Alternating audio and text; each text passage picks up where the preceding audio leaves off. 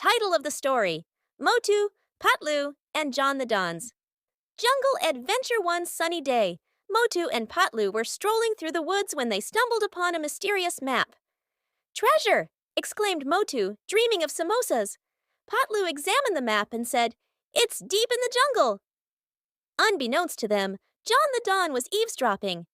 "I'll get the treasure first," he sneered, snatching the map and running into the jungle.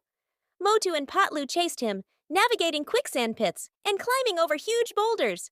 Suddenly, a loud roar echoed. It was a tiger! Motu, thinking quickly, offered it his lunchbox of samosas. The tiger happily munched and let them pass. Finally, they found John stuck in a thorny bush near the treasure chest. "Help me, and I'll share the treasure," he pleaded. The duo freed him, opened the chest, and found a golden samosa recipe. Motu cheered. "The real treasure is sharing." Even John couldn't argue with that. They returned home as friends, ready to cook their newfound treat.